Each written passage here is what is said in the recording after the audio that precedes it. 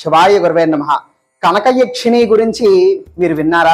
వినే ఉండరు. ఎందుకంటే ఇవన్నీ కూడా చాలా భయంకరమైనటువంటి అరుదైనటువంటి యక్షిణీలు. కానీ యక్షిణీల్లో ఇది ఒక రకము.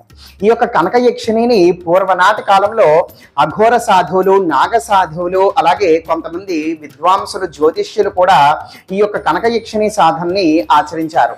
ఎందుకనంటే ఈ యొక్క కనక యక్షిణి సాధన వలన మన యొక్క భవిష్యత్తు చెప్పగలిగేటువంటి శక్తి వస్తుంది.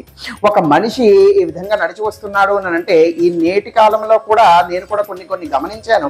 అతను ఏ విధంగా ఇవన్నీ కూడా తెలుసుకోగలిగాడు అని అంటే ఆ తర్వాత నాకు తెలిసినటువంటి విషయాలు ఏంటంటే వాళ్ళు ఇటువంటి యక్షిణి సాధనలన్నీ కూడా చేసి ఉన్నారు. కర్ణ పిశాచిని కూడా ఒక రకమైనటువంటి యక్షిణి. అయితే కర్ణ పిశాచి వంటిదే ఇప్పుడు ఈ యొక్క కనక యక్షిణి కూడా.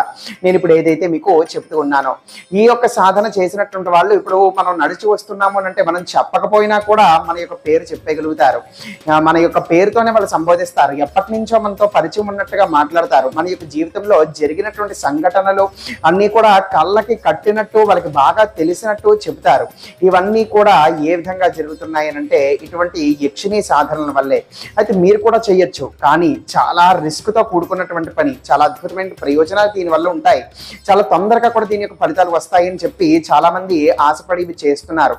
అలాగే కొంతమందిని సిద్ధిని పొంది ఇవన్నీ కూడా చేస్తున్నప్పటికీ కూడా గుర్తు పెట్టుకోండి, ఇది తెలియజేసుకునేటువంటి ముందు దీని నుంచి వచ్చేటువంటి పరిణామాలు కూడా మీరు ఖచ్చితంగా తెలుసుకోవాలి. ఈ యొక్క సాధనలు చేసి సిద్ధి పొందినటువంటి వాళ్ళు ఎవరైతే ఉన్నారో వాళ్ళ యొక్క చెవి మీదన ఆ యక్షిణి ఉండి భూత భవిష్యత్ వర్తమానాలు ఏవైతే తెలుసుకోవాలి అని మన యొక్క మనసులోకి కుతూహలం కలిగినా కూడా, మన యొక్క బుద్ధిలోకి ఆలోచన వచ్చినా కూడా అది నిత్యం చెబుతూ ఉంటుంది. అయితే దాన్ని సగౌరవంగా మీరు గౌరవించాలి. కొన్ని ప్రత్యేకమైనటువంటి రోజులు ఆ యొక్క యక్షిణికి ఏ రోజైతే మీరు సాధన మొదలుపెట్టారో ఆ యొక్క వారం నాడు కానీ లేకపోతే ఆ యొక్క తిథి నాడు కానీ కనీసం ఒక నెల రోజుల్లో 2 సార్లు అయినా సరే మద్యము మాంసము ఆ యొక్క యక్షిణిని తలుచుకుని ఎవరు కూడా లేనటువంటి ఏకాంతమైనటువంటి ప్రదేశంలో కూర్చొని ఆ యొక్క మంత్రజపం చేసి ఆ యొక్క యక్షిణికి స్వీకరించమని చెప్పి అవి మీరు సమర్పించాలి. ఈ విధంగా చూసుకున్నట్లయితే అది మీ దగ్గర ఉన్నంత వరకు కూడా అనంతమైన ధనవంతులు అవుతారు. విపరీతంగా సమాజంలో ఎక్కడ లేనటువంటి పేరు ప్రఖ్యాతులు మీకు వస్తాయి. విపరీతమైన ఇన్ఫ్లుయెన్స్, బ్యాక్గ్రౌండ్ అన్నీ వస్తాయి. ఎటువంటి సమస్యలు, కష్టాలు, ఇబ్బందులు, బాధలు మీ దరికి కూడా రానివ్వవు. అయితే దాన్ని కనుక మీరు ఇబ్బంది పెట్టినట్లయితే ఒక హద్దు అనేది ఉంటుంది. ఆ హద్దు మీరు ప్రవర్తించినట్లయితే దానికి గనక ఆ యొక్క యక్షిణికి గనక చిరాకు, కోపము వచ్చేటువంటి విధంగా మీరు ప్రవర్తించినట్లయితే, సరిగ్గా మీరు దాన్ని చూసుకోలేకపోతే, సరిగ్గా మీరు దాన్ని పోషించలేకపోవటానికి కారణం వెనకాతలు ఏమిటి అంటే నిత్యము కూడా కనీసం ఒక 108 అయినా ఆ యొక్క మంత్రజపం అనేటువంటి చెయ్యాలి. ఇంకా అవన్నీ కూడా మీరు మానేసినట్లయితే గనుక ఆ యొక్క మనిషి యొక్క ప్రాణాలనే తీసుకునేటువంటి పరిస్థితి ఏర్పడుతుంది. ముఖ్యంగా కర్ణ పిశాచి కూడా అలాగే ఈ యొక్క కనక యక్షిణి ఏదైతే నేను చెప్తున్నానో కూడా మనిషి యొక్క ప్రాణాలనే తీసుకుంటాయి. ముఖ్యంగా ఇది చాలా జాగ్రత్తగా గుర్తుపెట్టుకోండి. అదే విధంగా ఆ యొక్క మనిషి చనిపోయిన తర్వాత కూడా, ఏ మనిషి చనిపోయినా కూడా వచ్చేటువంటి దుర్గంధం కంటే ఇంకా భరించలేనటువంటి దుర్వాసన, దుర్గంధము ఆ యొక్క మనిషి చనిపోగానే వస్తాయి. భరించలేరనమాట ఏ మనిషి కూడా. ఆ యొక్క యక్షిణి అనేటువంటిది ఆ యొక్క ప్రాణాన్ని హతమార్చి ఆ యొక్క ప్రాణాన్ని తీసుకుని హతమారిస్తే గనుక.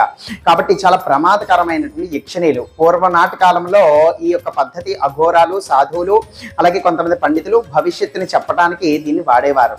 మరి ఈ యొక్క యక్షిణి సాధన ఏ విధంగా చేస్తారు అంటే ఏదైనా కూడా పౌర్ణమి నాడు కానీ అమావాస్య నాడు కానీ మొదలు పెట్టండి. అలాగే వరుసగా నెల రోజుల పాటు చేయాలంటే కరెక్ట్గా 30 రోజులు, 31 కూడా కాదు, 30 రోజులు చేయాలి. 30 రోజులు చేసేసరికి 30వ రోజే మీకు సిద్ధి అనేటువంటిది కలుగుతుంది. ఆ యక్షిణి మీకు కనపడటం అనేటువంటిది జరుగుతుంది. అయితే 30 రోజుల పాటు చేయాలి.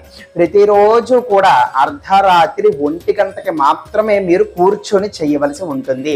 మీకు అనుకూలమైనటువంటి సమయంలోనో మీకు ఎప్పుడు కుదిరితే అప్పుడో ఆ విధంగా ఈ యొక్క యక్షిణి సాధన కుదరదు. అర్ధరాత్రి 1 గంటకి మీరు కూర్చోవాలి. ఎప్పుడు పూర్తవుతుంది అనబడేటువంటిది పర్వాలేదు. అర్ధరాత్రి 1 గంటకి కూర్చొని 1,25,000 సార్లు మీరు మంత్రజపం చెయ్యాలి. 1,25,000 సార్లు మంత్రజపం పూర్తయ్యేంత వరకు కూడా ప్రతిరోజు కూడా 1 గంటకి కూర్చోండి. నెల రోజుల పాటు కూడా మీరు ఈ యొక్క సాధన అనేటువంటి చేయాలి.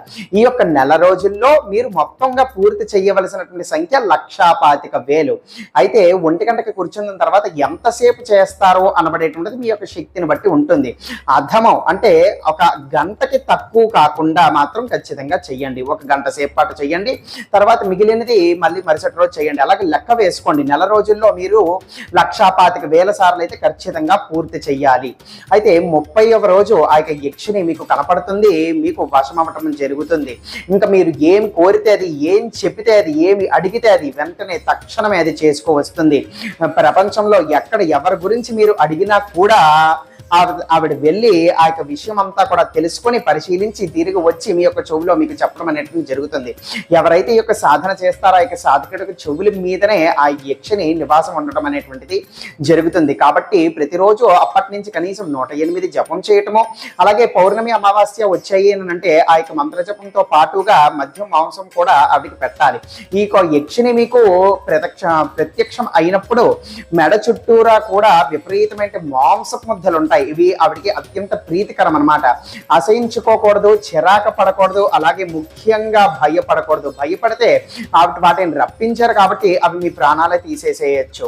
ఇది చాలా భయంకరమైన సాధన అందుకే చెప్పబడి ఉంది. అటువంటి భయంకరమైనటువంటి ఆకారం కలిగినటువంటి యక్షిని, ఈ యొక్క యక్షిని అందరి యక్షిని లాగా చాలా సౌందర్యంగా సుందరంగా అయితే ఉండదు, భయంకరమైన రూపం కలిగి ఉంటుంది. కాబట్టి మీరు అయినప్పటికీ కూడా మీరు భయపడకుండానే ఆవిడతో సంభాషణ చేసి ఆవిడికి మంత్రజపం చేసి సాధకుడిగా ఉండవలసి ఉంటుంది. తర్వాత నుంచి ఆవిడ మీకు కనపడదు, కానీ మీ యొక్క చెవుల మీద నివాసం ఉంటుంది. ఎవరి గురించి అయినా దేని గురించి అయినా కూడా మీరు చెప్పగలుగుతారు. ఇటీవలే నేటికి కూడా ఈ యొక్క సాధనలో చేసి ఎటువంటి శక్తుల్ని పొంది ప్రపంచంలో ఎవరి గురించి అయినా దేని గురించి అయినా కూడా వాళ్ళు చెప్పగలిగేటువంటి శక్తి సామర్థ్యాలు పొందినటువంటి వాళ్ళు ఉన్నారు.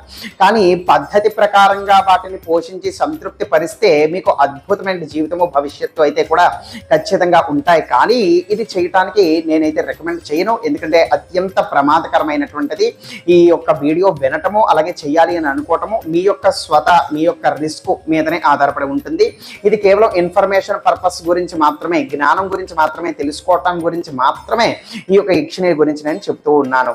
అయితే ఇక మరి జపం చేయవలసిన ఇక మంత్రం ఏమిటో తెలియచేసి ఈ యొక్క వీడియో అనేటువంటిది ముగిస్తున్నాను.